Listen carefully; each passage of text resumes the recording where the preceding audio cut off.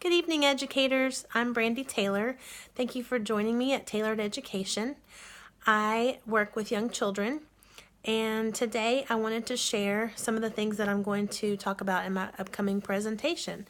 I figured I had them out already, so I would pop on and just add these to the channel. So thanks again for being here. Tonight I want to show you name puzzles. These are good for children who are learning to spell their name, write their name, or maybe even just recognize their name. First, what you do is you write the name correctly onto a large envelope where only the beginning letter is capital, written correctly, handwriting style, where the tall letters are tall and the underlined letters are under the line, the invisible line in this case, with a nice 2-finger space between. So I've written it correctly on the envelope and also on a sentence strip. If you don't have sentence strips at your home, you can get them at most dollar stores, or if you just use some cardstock or some nice sturdy paper, that will work well. So what you do after you have your names on the papers is you can place the envelope where the child can use it for a reference, and then hand them the puzzle pieces. Now, in the beginning, you may see something like this, and you just help them get it fixed and let them know that they can use the correct spelling, the correct visual on the envelope as a reference. You also want to encourage them to leave a 2-finger space so that they're learning that letters make words and that their name is made of 2 words. As they get better and better and they're able to do this quickly with the 2-finger space, you can begin to cut the pieces into smaller sizes so that they're only working with letters.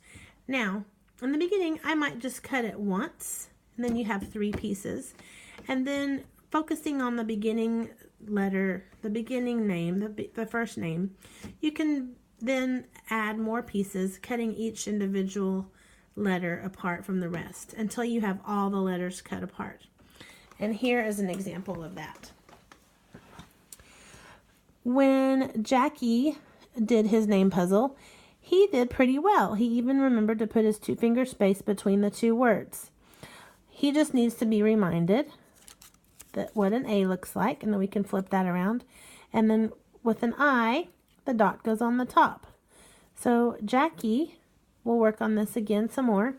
And then once he's mastered this, we'll cut up his last name, and he will put the whole puzzle together with his 2-finger space, and then he can read it with his crisp pointing, Jackie Harmon.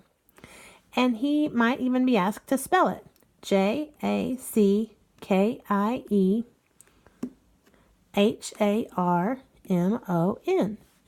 And that way he's practicing learning his name, what it looks like, noticing how many letters it has and that it's made of 2 words. And he's also gaining knowledge about handwriting and how letters look, particularly in his name. And anytime you're working with a child, using personal information is another great tip for making things stick. So those are name puzzles. Easy and surprisingly fun. You'll find that kids, even though it's black and white, they enjoy it. And you could actually decorate these, but I would be careful not to color or stamp or marker over any of the words. I would probably just focus on this side. But honestly, they enjoy it. They don't need it to be flashy. You'd be surprised. They work really well on confidence, and it builds their confidence. So, happy name puzzling!